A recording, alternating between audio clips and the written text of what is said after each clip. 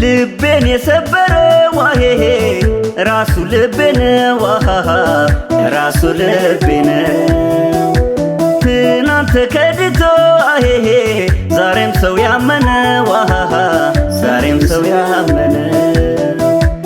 እንግዲህ ይበቃል አሄሄ ሰው አትውደድ ልቤ ሰው አትውደድ ልቤ።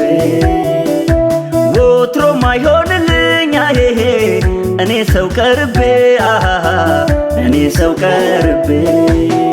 አሁን የት ይገኛል እውነተኛ አፍቃሪ?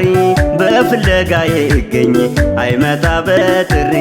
ምን ያደርጋል ወዳጅ አብሮ ካልዘለቀ?